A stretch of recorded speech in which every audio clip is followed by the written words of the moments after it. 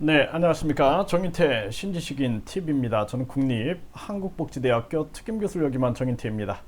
네, 국민들 비호감 대선 찍을 후보가 없다. 불행한 대한민국, 이 주제로 말씀을 드리겠습니다.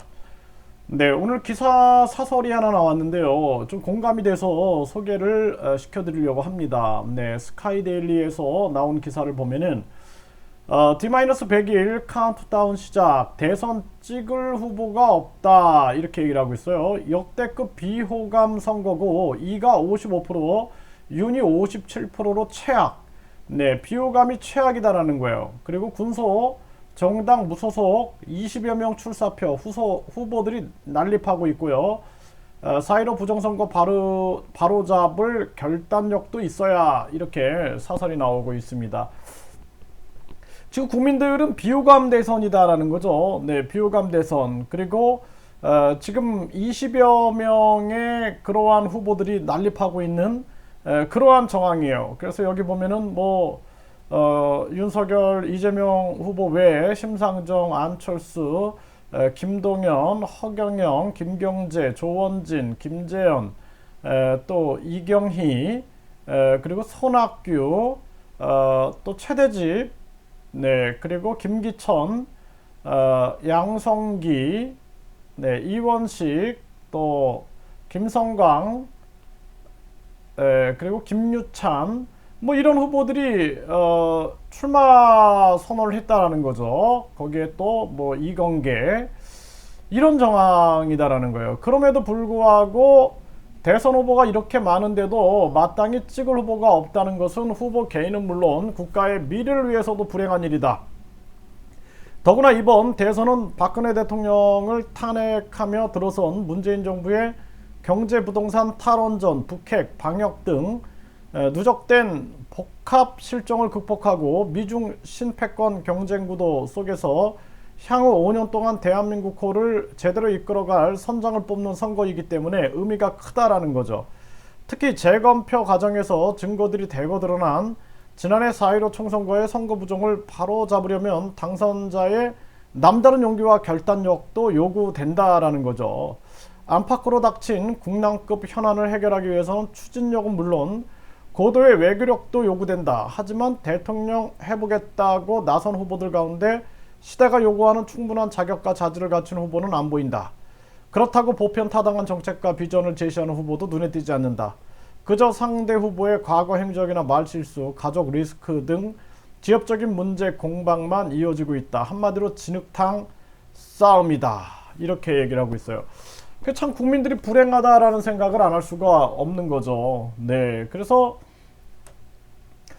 저는 지금 이런 정황에 사실 거대 양당 후보들은 선거 보조금이라든지 정당 보조금, 또 각종 거대 언론의 끊임없는 방송을 통해서 어떻게 보면 국민들이 세뇌된 부분도 있죠. 네, 그러면 제3지대 후보들은 끝까지 국민 경선을 외쳐야 됩니다. 국민 경선 외치고 제3지대에서 좋은 공약을 함께 추진하고, 그리고 공동정부론을 외쳐야 돼요. 공동정부론을. 제가 제3지대 후보들하고 끊임없이 얘기를 하면은 듣질 않아요. 무슨 생각이냐면 자기 대통령 된다라고 착각하고 있어요.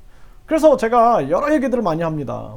국민을 위한 정책도 체계적으로 개발을 해야 할 것이고, 그리고 정치적 전략도 잘 수립해야 될 것이고, 그리고 조직도 확장하여서 그렇게 나가지 않으면은 거대 양당, 민주당, 국힘당을 꺾을 수가 없다. 저들은 엄청난 조직을 가지고 돈과 조직과 언론의 지지를 받으며 움직이고 있는데, 저 기라성 같은 저 거대 양당을 꺾기 위해서는 아주 특단의 대책이 필요해야 한다. 이런 얘기를 끊임없이 해요. 제가 듣질 않아요. 왜냐하면 자신이 제일 잘났다라고 생각을 하는 거예요. 제일 잘났다고. 듣질 않는 거예요.